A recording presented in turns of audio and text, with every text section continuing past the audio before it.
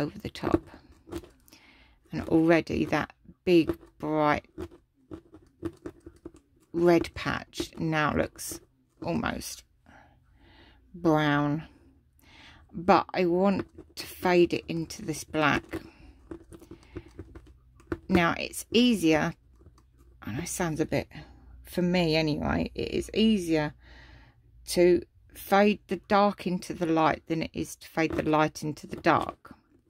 So this being the light, that being the dark, what I'm going to do is have a little bit more light than I need. So I'm just catching the fibres by twisting them around the needle, and I don't need this much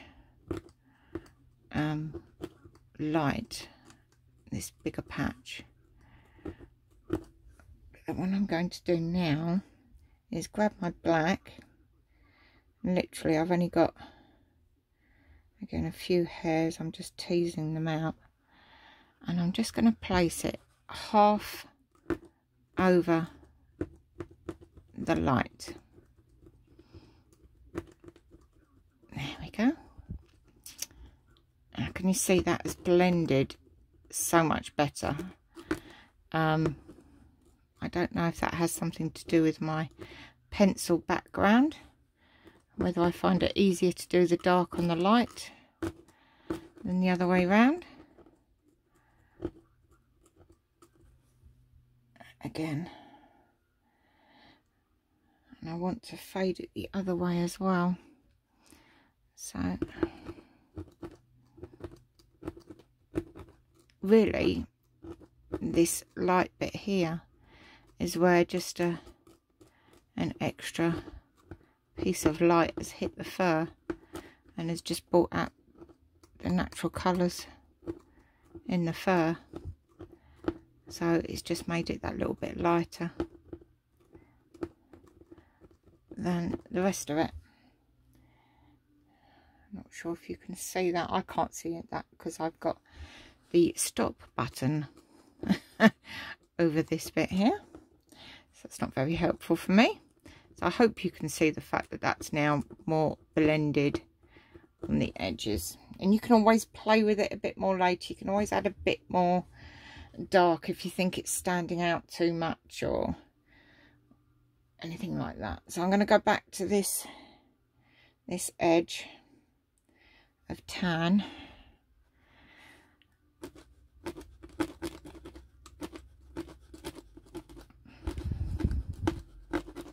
and I'm taking it right up to the black. You can see this raw wool works very quickly.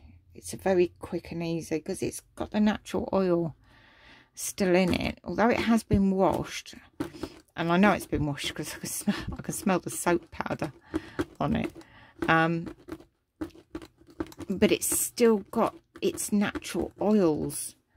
You know, they've not been totally washed out. So it sticks to itself so very well and really makes it a pleasure to put down.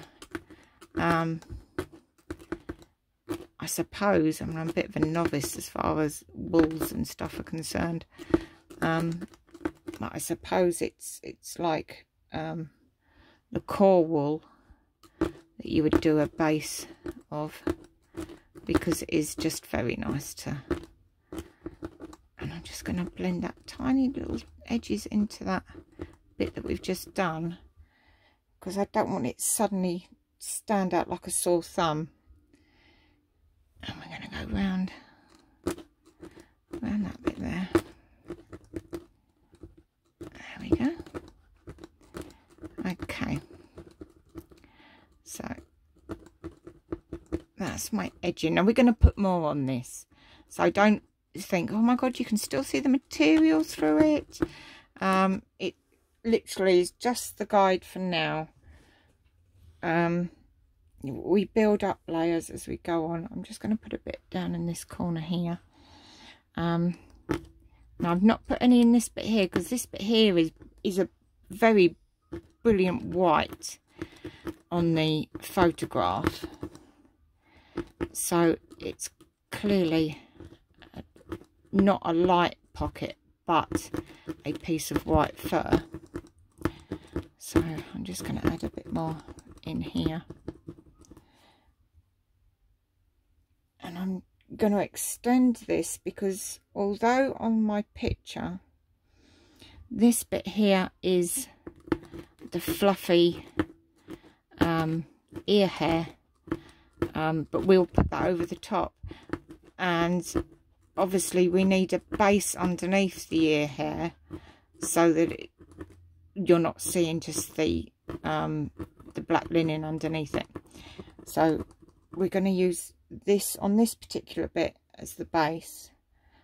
As we get further in, I've gone a little bit too far over there, so I'll just cut that a little bit off. There we go. As we go further into the middle of the ear, it gets darker and darker and darker because obviously it's like a little tunnel, and we want to show that tunnel effect, and the best way of doing that is to change your colour and keep following the colour on the picture. So I'm just going to add a little bit here. I think that's about it. Now I have various different greys, and this bit round here is quite a dark, almost black grey. Before I do that, I'm just going to get that little bit of white and just, this is what I call fluffy wool. It's the carded, more silky wool that we were using just above the eye. And again, these little stray hairs, I don't want to push them in too much because this is a hairy animal. And if you get, you know, the stray hairs, it's just going to make it look so much more realistic. So I'm just going to blend in to that bit on that side. A little bit on that side. And you can literally just push the fibres down. I'll do it in slow motion so you can see. I'm grabbing the fibre and then I'm tucking it under. Grabbing the fibre and tucking it under. And that way I'm not creating huge big holes. So I'm grabbing the fibre and tucking it under. And the under, all this is going to get felted over. So it's going to hold itself down with the next layer. But equally, I'm not then creating these big holes. So that's that white bit. Now, this next colour, as I said, is a really dark grey, which I have here. Looks a little bit lighter on the camera, again, because it's just the way the camera's working. But it also has a hint of pink in it. Not quite the same pink. I just dug out this pink, which is more of a, what I would call a dirty pink. And I've literally got 2 or 3 hairs, and I've put them, mixing them up in by hand with the grey, and I'm just going to literally lay them in, trying not to get too big a concentration in one place.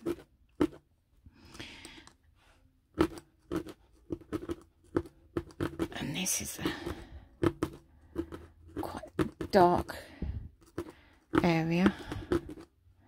It does go darker as you go in,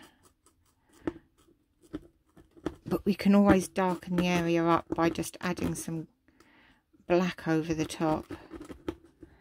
Now you see these pink hairs are, I'm bringing them all the way up.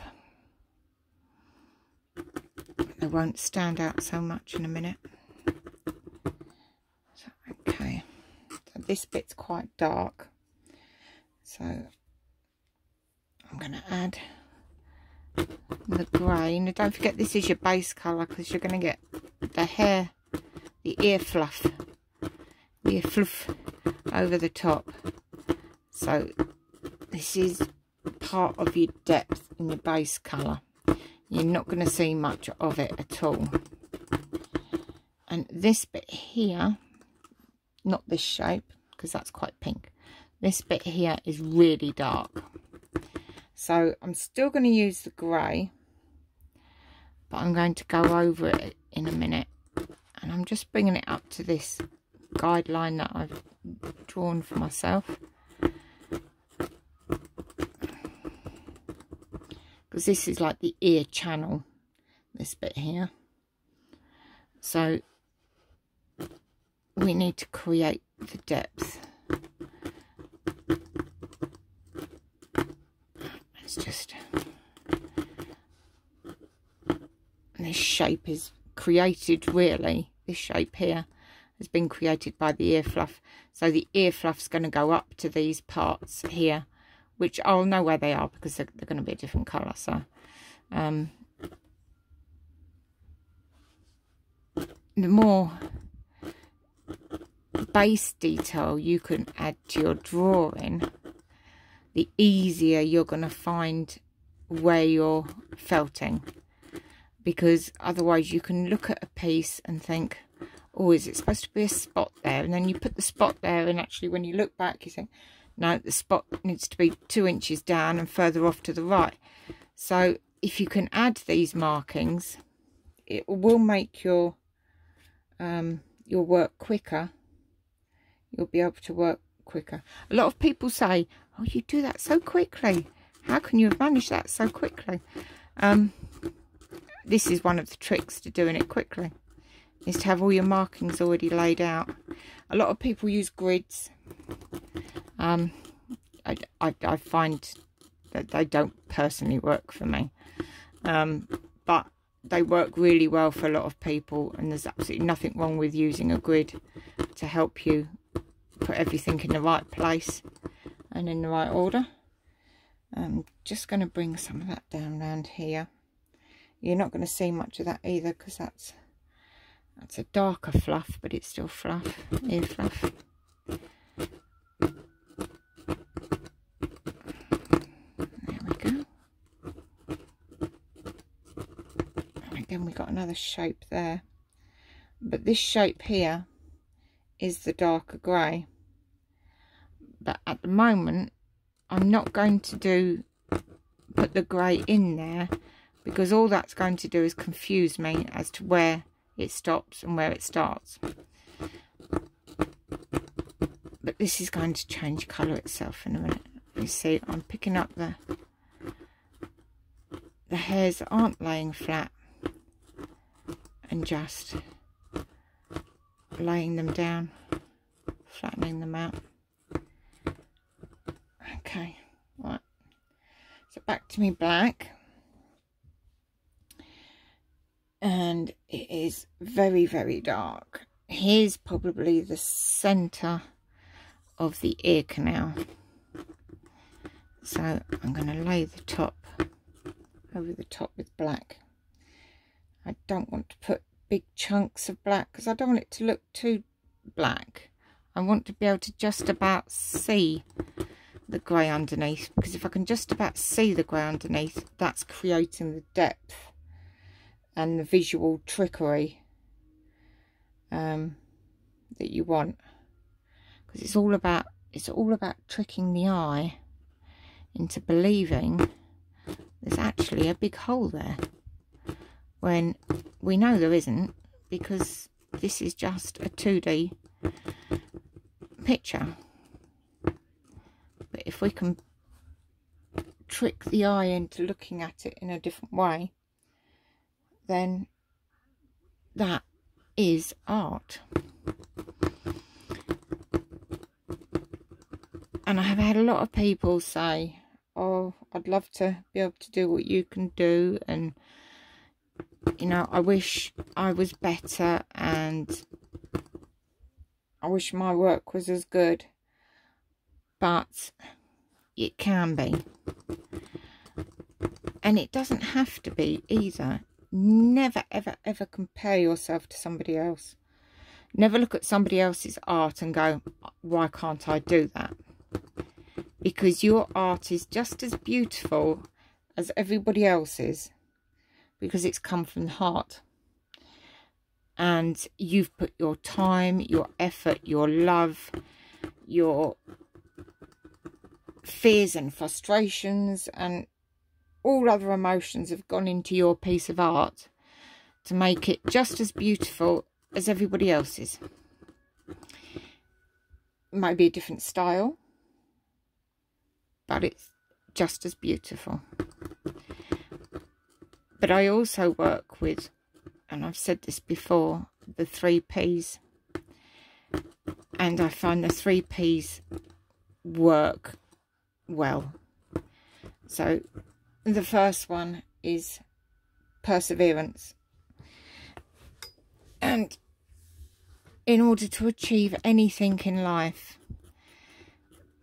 you have to persevere at it. You have to keep going and keep going. And even when you look at it and you're thinking it's all wrong, it's just doesn't look right, persevere with it. Finish the project off. Doesn't matter if it doesn't look right at the end. You've persevered, and you've learnt by doing it, by persevering. You've learnt why it doesn't look right. And then that in itself is a huge lesson, because you can then go to the next one and go, I made that mistake on that one. I'm not going to make it on this one.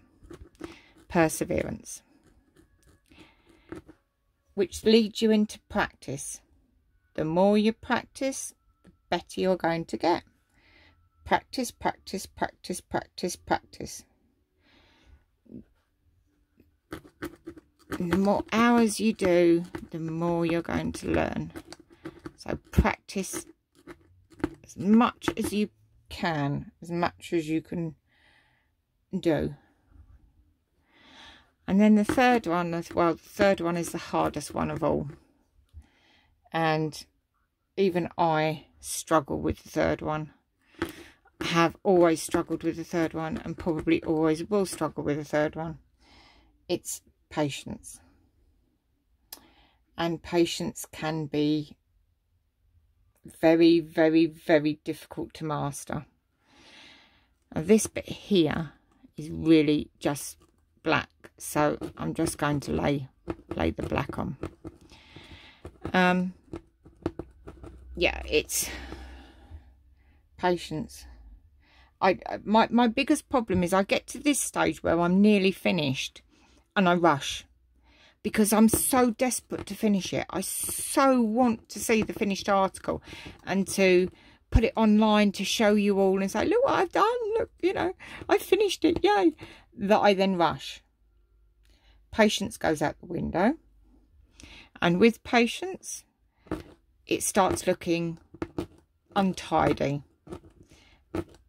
and the detail suffers and the work suffers. And if you look really, really closely at anybody's work, you'll see, if you look hard enough, and if you look at your own, you'll know better, because you know where you started and you know where you finished. And the bit that you started off at is really detailed and really good, and as you get to the bit where you're finishing, it goes out the window a bit, because you just desperately want to finish it. So patience. Be patient with yourself. If you feel that you're starting to rush your work, put it down, walk away. Just walk away from it, because you will come back with a less rushed attitude, and you'll be able to give it a little bit more time. I'm just going to snip those edges. I'll probably have to put some more in there, but I just want to snip those edges and just tease it out a bit. There. Okay, that's better. It just helps me tease the fibres out, so they blend better and it doesn't look like one big solid lump.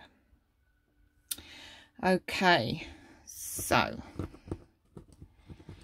we have our really dark bit, and up here it's quite light, so I'm just going to go back to my, oh, that's the darker one.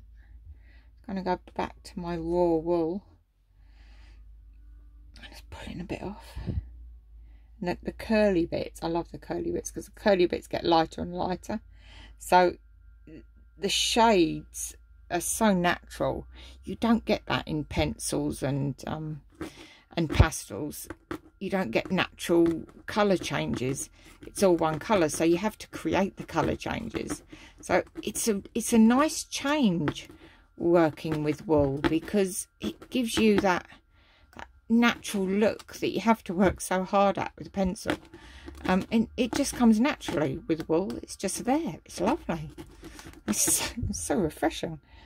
So I'm just gonna, oh, poor as it sticks to my hand. Normally I do it two-handed, but obviously if I use my left hand too much, you're not going to be able to see a thing, because my left hand's going to cover the camera lens. So I'm trying to do it single-handed, so to speak. Now I'm going to bring this down,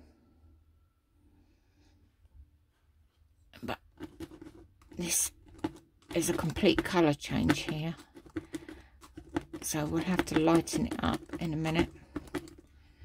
Just fill up this area a bit more. It's very pinky in this bit here. There we go.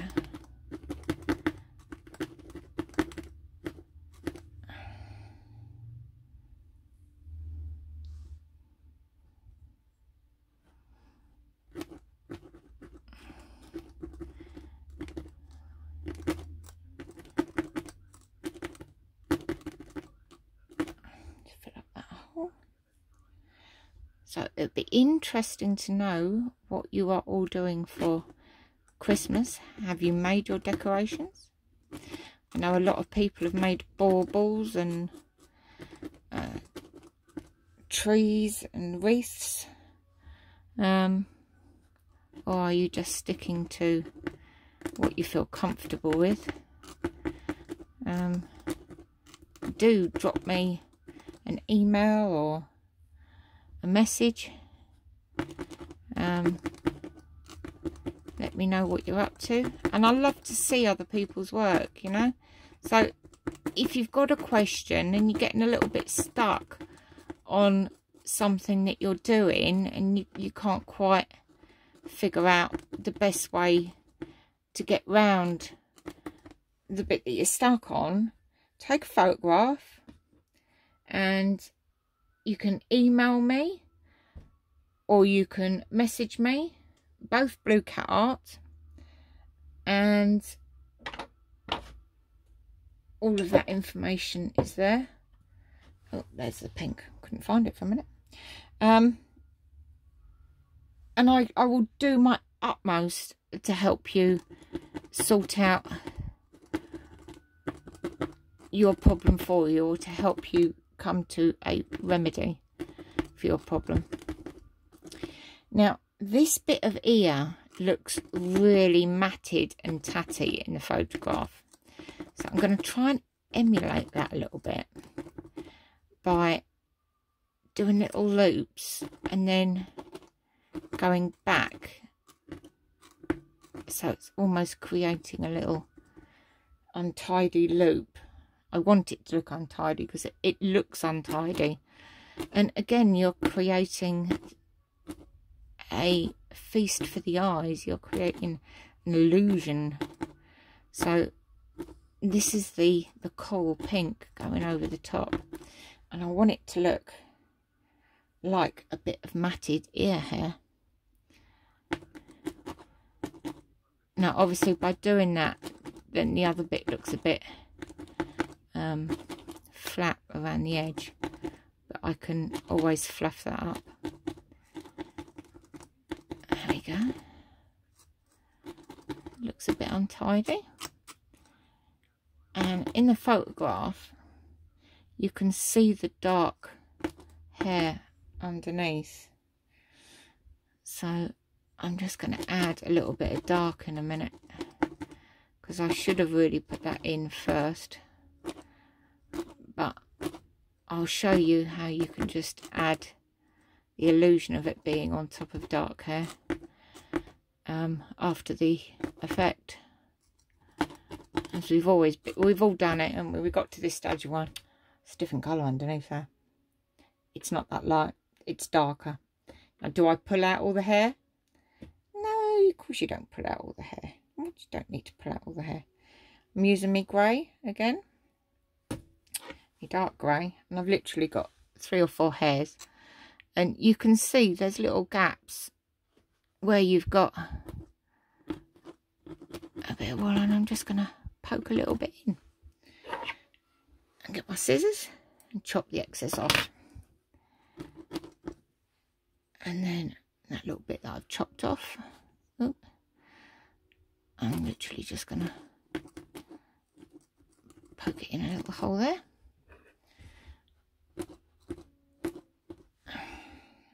Do it again further up. So this is the long way round of doing it. The easy way round would have been to put the grey underneath. But like a lot of people, we've all made the mistake, and this is one way to remedy it. And because your fibres, your pink fibres, are quite high, you can poke this in and then catch your pink fibres and just poke them over the top so they look a little bit more natural. Oh, sounds like it's raining outside. Now, because I didn't put any grey there, any pink there, I am going to then do this the right way and just put a little bit of grey there. Don't want too much because it's not that dark. And again, I can grab my pink fibres and just go over with the pink. And again, I want that fluffy ear look, so I want it to look rough and all disjointed.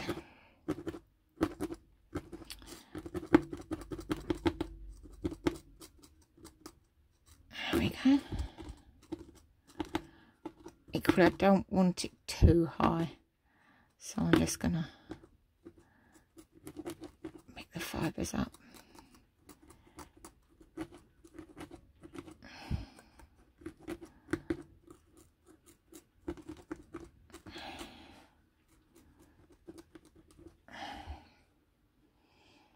Okay, I've actually got a little bit more grey going around, sort of going around in a loop, so I'm just gonna put a little bit there.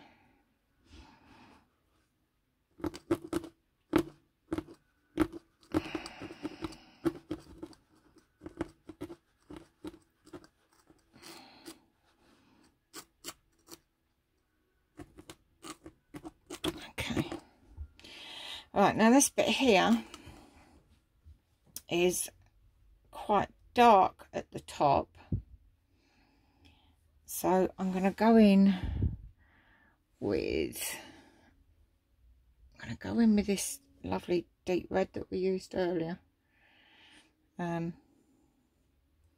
because that's the base hue that I can see, not so much a colour but a hue.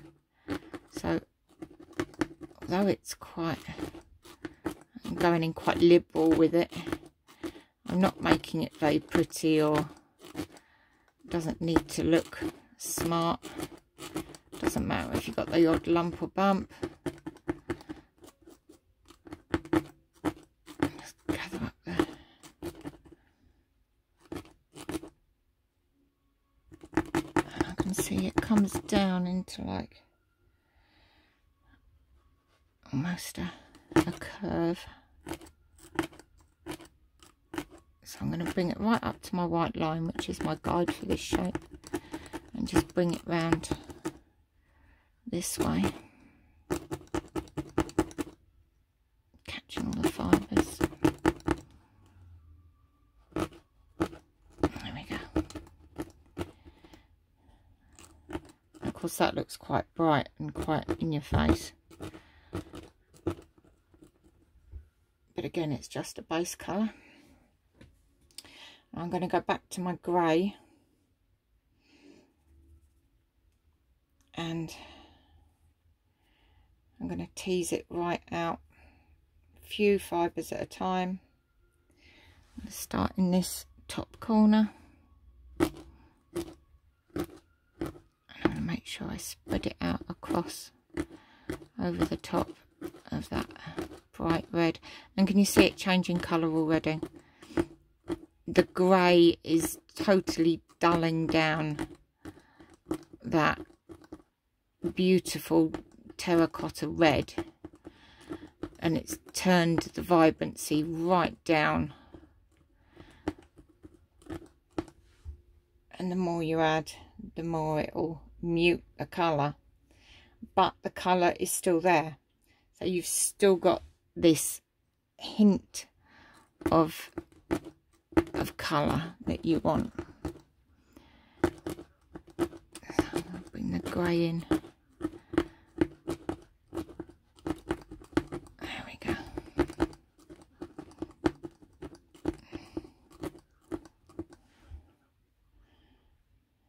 I'll bring that all the way down.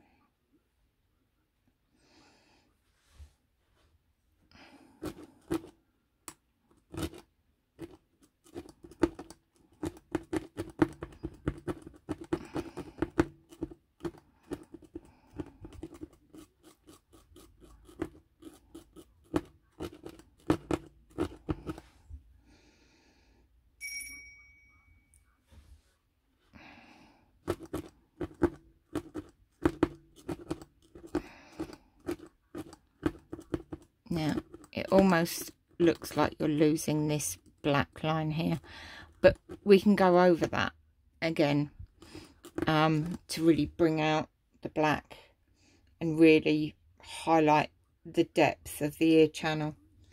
So don't worry that you think, oh my god, I've gone too far and I've lost my black line. As long as you know roughly where it is, and you can see it. I can just about see the difference because the grey I'm putting in has got different shades to it. It's got white hairs in it and lighter grey and darker grey, which all make up the dark grey, whereas the black is literally just black. So, and I'll show you in a minute. I'll just put this little bit here. So you can see you've got that nice red hue to that area there. And if you need to dull it down or even brighten it up, you can just add a few more red hairs to brighten it, or add a few more grey hairs over the top to darken it. Now I have a really dark patch here, so I'm going in with the black now, again over the top, and I have a really dark patch there. So can you see, just putting another black over the black will make it darker. And don't forget, not all blacks are black. You get brown black, blue black, purple black, charcoal black. So this is the darkest black that I have, and I think sometimes you just need that black, but I have used charcoal black around the eyes, and in various other places I've used a charcoal black because I want the lines to be black but not as deep and as harsh as this one.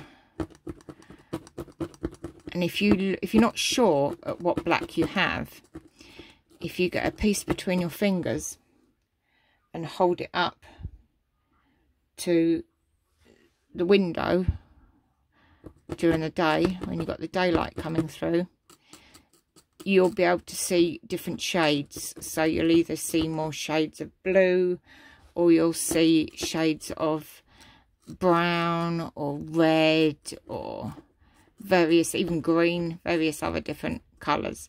So you can then go, well, that's a blue black, or, but your black tends to look very black. So I'm just gonna comb these together a little bit. You're not going to see much of this, because don't forget, you've still got the hair fluff to go over the top. But I'm just trying to get some of these stray fibres pushed down a bit. Now this bit here is quite light, this bit here, so I'm going to go back in with the off-white, and I'm going to put a bit in. And now it's going to make it a bit too bright, but I can dull that back down again. And you can, you can either do it the other way, put the white over the sand, or put the sand over the top of the white. They both have the same effect. It depends on your choice, how you do it.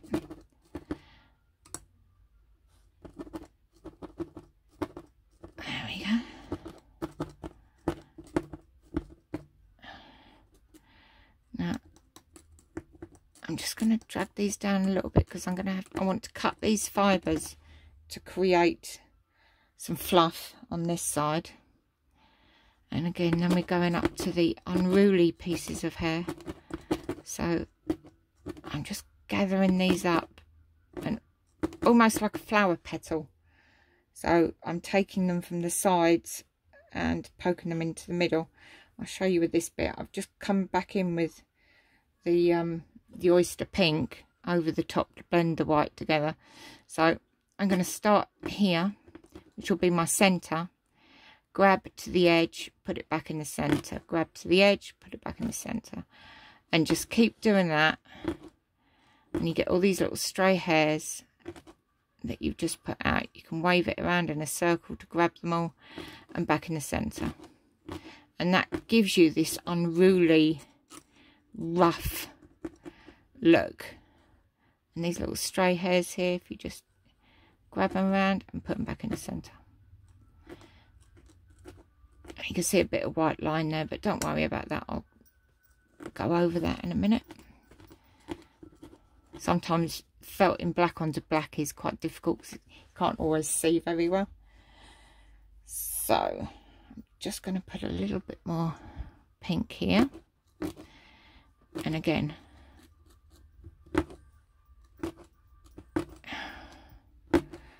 not quite going back in the centre, I'm going up a little bit with it, but it's close enough, you get the idea. There we go. And I'm just going to grab a couple of white hairs and just put that over the top here.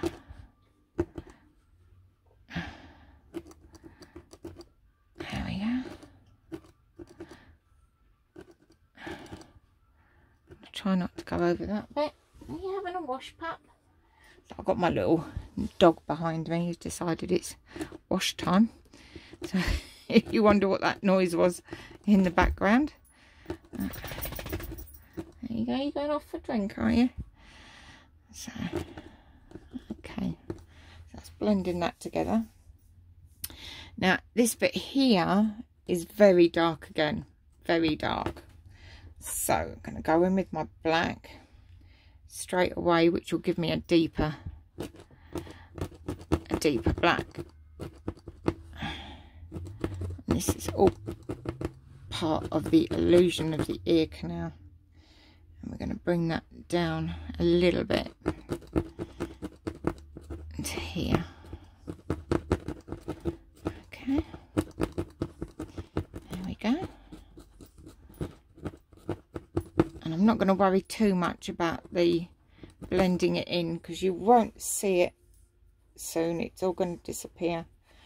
Well, not all of it, hopefully, but it will disappear.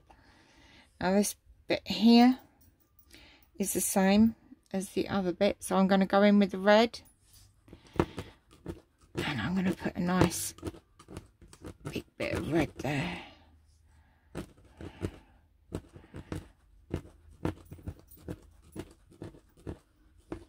And every so often I see a stray hair and I'll just keep going back up to